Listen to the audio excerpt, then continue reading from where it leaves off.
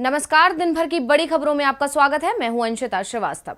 इस बुलेटिन में आज बात होगी यूपी और पंजाब में थमे चुनाव प्रचार की, कुमार विश्वास के आरोपों पर फंसे केजरीवाल की, जानेंगे सीएए प्रदर्शनकारियों पर कार्रवाई क्यों योगी सरकार पर पड़ रही है भारी, कर्नाटक में हिजाब के खिलाफ सरकार की है क्या दलीलें, बात करेंगे विदेश में नेहरू की तारीफ से नाराज मोदी सरकार की, यूक्रेन रूस के बीच गहराते तनाव की, और बुलेटिन के आखिर में बात यूपी चुनावों को लेकर आई एडीआर रिपोर्ट की। लेकिन तमाम बड़ी खबरों से पहले एक नजर सुर्खियों पर। चारा घोटाले में दोषी ठहराए गए लालू यादव को मिला कांग्रेस महासचिव प्रियंका गांधी का साथ, कहा कि ये बीजेपी ब्रांड राजनीति की है खासियत, जो झुकता नहीं उसका किया जाता है उत्पीड़न। जगदीप धनखड़ को हटाने की याचिका कलकत्ता हाईकोर्ट ने की खारिज, कहा अदालत के प्रति जवाबदेह नहीं है राज्यपाल। एआईएमआईएम चीफ असदुद्दीन ओवैसी का ऐलान, यूपी की सत्ता में आए तो बुंदेलखंड को बनाएंगे अलग राज्य, लंबे समय से चल रही है अलग बुंदेलखंड राज्य बनाने की मांग। गिरावट के साथ बंद हुआ शेयर बाजार, सेंसेक्स 59 अंकों की गिरावट के साथ 57,833 पर हुआ बंद, निफ्टी 28 अंकों की गिरावट के साथ 17,276 अंक पर हुआ बंद। तो अब सुर्खियों के बाद बात आज की सबसे बड़ी खबर की। 20 फरवरी को यूपी में तीसरे चरण और पंजाब की सभी सीटों पर मतदान होना है, जिसके लिए सभी दल चुनाव प्रचार में अपनी पूरी ताकत झोंक रहे हैं और अपनी जीत का दावा भी कर रहे हैं। तो चुनाव प्रचार के आखिरी दिन किस दल ने कहां भरी हुंकार, देखिए इस रिपोर्ट में। देश के 5 में से 2 राज्यों का चुनाव संपन्न हो चुका है और अब 20 फरवरी का इंतजार है, जिस दिन पंजाब की 117 और यूपी की 59 सीटों पर मतदान होगा। बता दें कि यूपी में ये तीसरे चरण का चुनाव है, पहले 2 चरण संपन्न हो चुके हैं। ऐसे में अब 20 फरवरी को होने वाले मतदान के लिए आज चुनाव प्रचार का आखिरी दिन था, जो शाम 6 बजे खत्म हो गया। सभी दलों ने आखिरी दिन अपनी पूरी ताकत झोंक दी। यूपी में तीसरे चरण के प्रचार के अंतिम दिन सपा प्रमुख अखिलेश यादव जालौन जिले के माधवगढ़ में सभा करने पहुंचे, जहां उन्होंने युवाओं और किसानों को साधने का प्रयास किया। साथ ही दावा किया कि तीसरे चरण में भाजपा शून्य होने जा रही है। इसके अलावा योगी सरकार पर निशाना साधते हुए उन्होंने कहा कि उनकी सरकार बनी तो सरसों समेत सभी बुंदेलखंड की फसलों पर एमएसपी दिलाने का काम करेंगे। वहीं सीएम योगी आज करहल पहुंचे, जहां बीते दिन मुलायम सिंह ने अखिलेश के लिए वोट अपील की थी। वहीं योगी भी अखिलेश पर जमकर बरसे। सपा पर आरोप लगाते हुए सीएम योगी ने कहा कि समाजवादी कुनबे को सिर्फ अपना विकास पसंद है। वहीं अगर बात करें पंजाब की, तो आज पंजाब में जीत का दावा कर रही आम आदमी पार्टी ने राज्य में बाइक रैली निकाली। अब जीत का दावा तो हर दल कर रहा है, लेकिन 10 मार्च को आने वाले नतीजे में किसके दावे सही साबित होंगे, ये देखने वाली बात होगी। यूपी में मुकाबला सपा और बीजेपी के बीच माना जा रहा है, तो पंजाब में कांग्रेस, आप, अकाली दल, बीजेपी सभी मजबूती से लड़ते दिख रहे हैं। केजरीवाल तो 10 दिन से पंजाब में ही कैंप किए बैठे हैं, लेकिन कभी उनके बेहद करीबी रहे कुमार विश्वास ने केजरीवाल को लेकर कुछ ऐसा कह दिया जिससे पंजाब में आप फ्रंट फुट से सीधे बैक फुट पर चले गए। आपकी ओर से सफाई दी जा रही है तो विरोधी दल केजरीवाल पर हमलावर हो गए हैं। आम आदमी पार्टी और खुद अरविंद केजरीवाल ने कवि कुमार विश्वास के बयान को बकवास करार दे दिया है, लेकिन सोशल मीडिया पर #चिंटू ट्रेंड होने लगा है। कुमार विश्वास के 2 वीडियो आए हैं, पहला जिसमें उन्होंने अरविंद केजरीवाल पर गंभीर आरोप लगाए और दूसरा जिसमें उन्होंने चिंटुओ कहकर तंज कसा है। आपको बता दें कि सोशल मीडिया पर वायरल हो रहे एक वीडियो में कुमार विश्वास कह रहे हैं, एक दिन अरविंद केजरीवाल ने मुझसे कहा कि वो सत्ता किसी भी कीमत पर पाना चाहते हैं, या तो वो पंजाब के मुख्यमंत्री बनेंगे या फिर एक स्वतंत्र राष्ट्र के पहले प्रधानमंत्री बनेंगे। कुमार विश्वास के आरोपों का अरविंद केजरीवाल ने जवाब देते हुए कहा कि वो तो हास्य कवि हैं, कुछ भी कह देते हैं। पीएम मोदी और राहुल गांधी ने उसे गंभीरता से ले लिया। अगर मैं पिछले 10 सालों से भारत के 2 टुकड़े करने की प्लानिंग कर रहा था तो अब तक सरकार ने कोई कार्रवाई क्यों नहीं की। बुधवार को कुमार विश्वास ने आरोप लगाया था कि अरविंद केजरीवाल ने उनसे 2017 में अलगाववादी संगठनों से दूरी बनाने की सलाह पर कहा था कि वो पंजाब के सीएम बनेंगे या फिर स्वतंत्र राष्ट्र के पीएम बनेंगे। उनके इस बयान से सनसनी फैल गई। बीजेपी ने उनके इस वीडियो को शेयर किया तो वहीं पंजाब के सीएम चरणजीत सिंह चन्नी ने पीएम नरेंद्र मोदी से मामले की जांच तक की मांग कर दी है। वहीं आम आदमी पार्टी ने कुमार विश्वास पर पलटवार करते हुए कहा कि आखिर अब तक वो चुप क्यों थे। पंजाब के आप प्रभारी राघव चड्ढा ने कहा कि ये एक प्रोपेगेंडा है जो चुनाव से ठीक पहले फैलाया जा रहा है। इस मामले में अलग देश का जिक्र होने के बाद सुरक्षा एजेंसियां अलर्ट पर हैं। यही वजह है कि कुमार विश्वास की सुरक्षा बढ़ाई जा सकती है। कुमार विश्वास के विवादित बयान के बाद पीएम मोदी से लेकर राहुल गांधी तक केजरीवाल पर हमलावर हो गए थे। पंजाब विधानसभा चुनाव के प्रचार के आखिरी दिन ये मामला सियासी गलियारों में छाया रहा है। चुनाव प्रचार समाप्त होने से पहले कुमार विश्वास के आरोपों ने केजरीवाल और आप दोनों को ही मुश्किल में फंसा दिया है, तो सुप्रीम कोर्ट ने यूपी की योगी सरकार को मुश्किल में फंसा दिया है। सुप्रीम कोर्ट के निर्देश पर योगी सरकार ने पहले तो सीएए के खिलाफ प्रदर्शन करने वाले लोगों से नोटिस वापस लिए और अब वसूली गई रकम भी वापस करने की तैयारी करनी पड़ रही है। दिसंबर 2019 में सीएए एनआरसी कानून के खिलाफ देश भर में प्रदर्शन हुए थे। यूपी में भी कई जिलों में प्रदर्शन किए गए थे। प्रदर्शन के दौरान सरकारी संपत्ति को भी नुकसान पहुंचा था, जिसके चलते योगी सरकार ने कड़े नियम बनाते हुए ऐलान किया था कि जो भी लोग सरकारी संपत्ति को नुकसान पहुंचा रहे हैं, सरकार उसकी भरपाई उन्हीं लोगों की संपत्ति जब्त करके करेगी। योगी सरकार के इस ऐलान के खिलाफ सुप्रीम कोर्ट में याचिका दायर की गई थी, जिस पर सुप्रीम कोर्ट ने उत्तर प्रदेश सरकार से दिसंबर 2019 में कथित सीएए विरोधी प्रदर्शनकारियों को जारी किए गए रिकवरी नोटिस को वापस लेने के लिए कहा था। और अब योगी सरकार ने सुप्रीम कोर्ट को बताया है कि सीएए के खिलाफ प्रदर्शन करने वाले लोगों के खिलाफ रिकवरी नोटिस और उसके लिए शुरू की गई कार्रवाई को वापस ले लिया गया है। इसके बाद अब सुप्रीम कोर्ट ने यूपी सरकार को निर्देश दिया है कि रिकवर की गई रकम को वापस किया जाए। आपको बता दें कि ये धनराशि करोड़ों में है। साथ ही यूपी सरकार को इस बात की इजाजत दे दी है कि वो एंटी सीएए प्रदर्शनकारियों के खिलाफ नए कानून UP recovery of damage to property and private property act के तहत कार्रवाई कर सकती है। इससे पहले 11 फरवरी को शीर्ष अदालत ने योगी सरकार को फटकार लगाते हुए कहा था कि यूपी सरकार की कार्यवाही निर्धारित कानून के खिलाफ थी।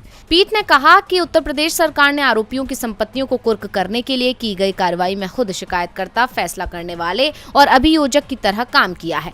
अब योगी सरकार के रिकवरी नोटिस वापस लेने वाले फैसले को देखते हुए कहा जा सकता है कि चुनावों के चलते योगी सरकार ने अपने घुटने टेक दिए हैं। यूपी के सीएम योगी चुनाव प्रचार में इस बात का दावा करते थे कि प्रदर्शन के दौरान नुकसान होगा तो वो प्रदर्शनकारियों से वसूला जाएगा, लेकिन उनके दावे और कार्यवाही कुछ भी कोर्ट में टिकते नहीं दिख रहे हैं। कार्यवाही तो दूर, नोटिस तक वापस लेना पड़ रहा है। योगी सरकार चुनाव प्रचार में बैकफुट पर दिख रही है, तो कर्नाटक की बीजेपी सरकार हिजाब विवाद में पीछे हटने को तैयार नहीं दिख रही है। कर्नाटक हिजाब विवाद की सुनवाई छठे दिन भी हाईकोर्ट में जारी रही।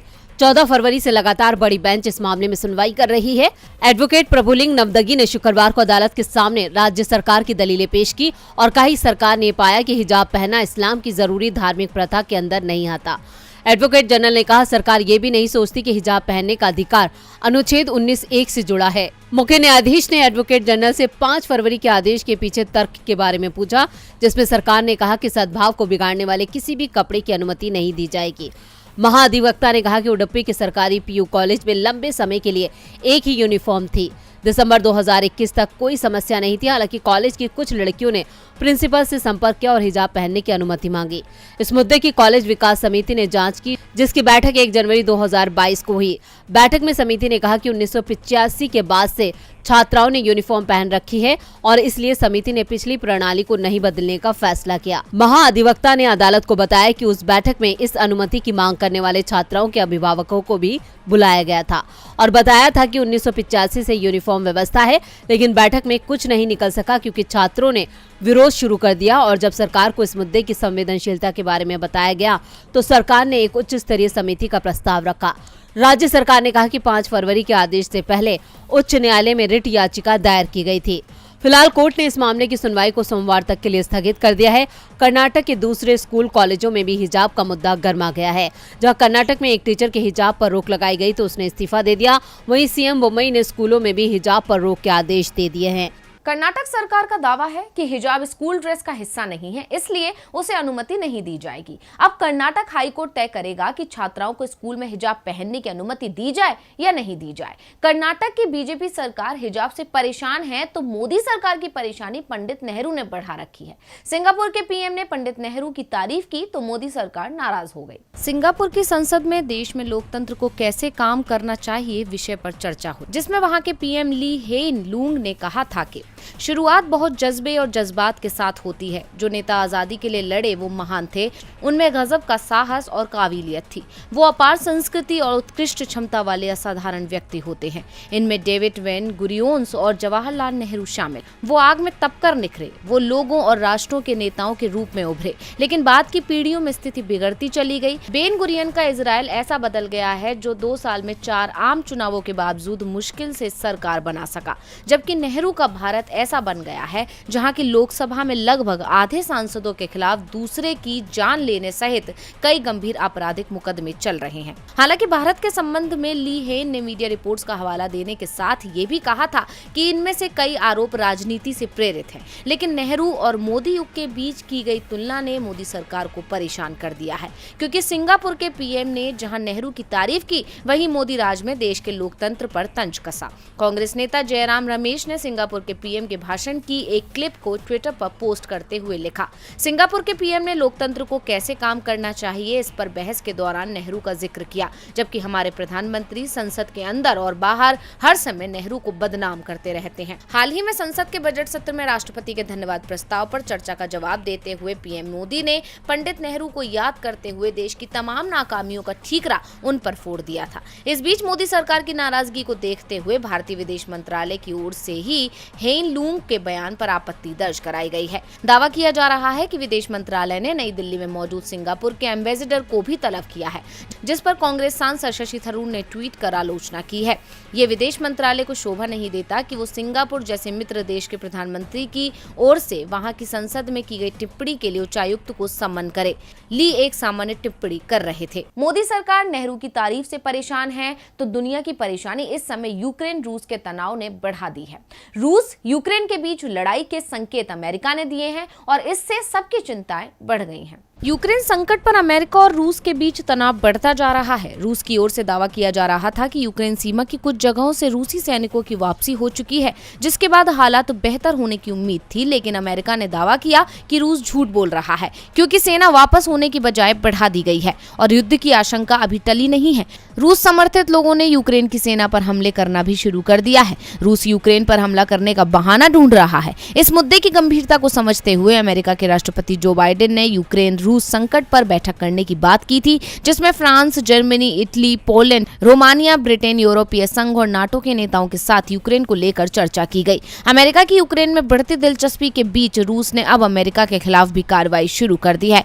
मॉस्को में तैनात अमेरिकी उप राजदूत को निष्कासित कर दिया गया है। उधर नाटो ने आरोप लगाया है कि रूस यूक्रेनी क्षेत्रों को पीपुल्स रिपब्लिक का दर्जा देकर मिन्स्क समझौते का उल्लंघन कर रहा है। रूस ने कहा है कि उसकी पहली मिलिट्री यूनिट्स युद्धाभ्यास में हिस्सा लेने के बाद अपने स्थायी ठिकानों पर वापस लौट चुकी है। आने वाले दिनों में बेलारूस से भी रूसी सैनिकों को बुलाने की बात कही गई है। इस बीच यूक्रेनी राष्ट्रपति जेलेंस्की ने कहा है कि उनके देश को नाटो में शामिल होने का फैसला करने से पहले जनमत संग्रह करवाना चाहिए था। वहीं सुबह रशियन मीडिया ने खबर दी है कि यूक्रेन में लुहांस्क में मोटार शेल्स और ग्रेनेड्स दागे गए हैं। इसके अलावा बीते दिन यानी गुरुवार को अमेरिका ने संयुक्त राष्ट्र सुरक्षा परिषद को बताया कि उनकी जानकारी के मुताबिक यूक्रेन की सीमाओं के पास जमा लगभग 1.5 लाख रूसी सैनिक आने वाले दिनों में यूक्रेन पर हमला करने की तैयारी कर रहे हैं। अमेरिका ने साथ ही ये भी कहा कि रूस की योजना हमले के लिए एक बहाना गढ़ने की है, यानी रूस किसी भी बहाने से हमला कर सकता है। और बुलेटिन के आखिर में बात एडीआर रिपोर्ट की। यूपी में कानून व्यवस्था को बेहतर करने का दम भरने वाली बीजेपी प्रदेश में जीत के लिए अपराधियों पर ही दांव लगा रही है। दागी उम्मीदवारों के सहारे बीजेपी जीतने का सपना सजोए बैठी है। यूपी के चौथे चरण के मतदान के लिए बीजेपी ने कितने दागी उम्मीदवारों को मैदान में उतारा है, इसके लिए देखते हैं ये खास रिपोर्ट। यूपी में चुनाव प्रचार के दौरान सीएम योगी से लेकर पीएम मोदी तक बेहतर कानून व्यवस्था का राग अलापते नजर आए हैं, लेकिन हकीकत इससे कोसों दूर है।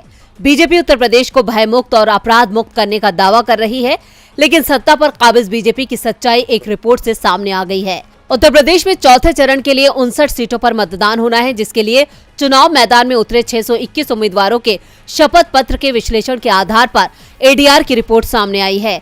इस रिपोर्ट में 27% उम्मीदवारों पर आपराधिक मामले दर्ज हैं, जिसमें बीजेपी के गंभीर आपराधिक मामलों के उम्मीदवारों की संख्या 44% है, तो वहीं बीजेपी के 37% उम्मीदवारों ने अपने क्रिमिनल मामलों की जानकारी दी है।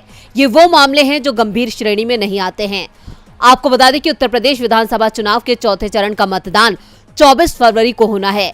621 उम्मीदवारों ने नामांकन दाखिल किया है, लेकिन खास बात यह है कि 621 प्रत्याशियों में से 167 प्रत्याशियों के खिलाफ आपराधिक मामले दर्ज हैं, यानी 27% प्रत्याशी दागी हैं। इसमें 129 यानी 21% प्रत्याशियों के खिलाफ गंभीर आपराधिक मामले दर्ज हैं। अगर राजनीतिक दलों की बात की जाए तो इस चरण में कांग्रेस और समाजवादी पार्टी ने सबसे ज्यादा दागी प्रत्याशी उतारे हैं। चौथे चरण में 59 में से 29 संवेदनशील निर्वाचन क्षेत्र हैं, जहां 3 या अधिक उम्मीदवारों ने अपने खिलाफ आपराधिक मामलों की घोषणा की है। एडीआर की रिपोर्ट के मुताबिक गंभीर आपराधिक मामलों में सपा के 57 में से 22 प्रत्याशियों के खिलाफ गंभीर आपराधिक मामले दर्ज हैं, जबकि कांग्रेस के 58 में से 22, बीएसपी के 59 में से 22, बीजेपी के 57 में से 17 और आम आदमी पार्टी के 45 में से 9 प्रत्याशियों पर गंभीर आपराधिक मामले दर्ज हैं। इन सियासी दलों के प्रत्याशियों ने अपने खिलाफ गंभीर आपराधिक मामलों की घोषणा की है।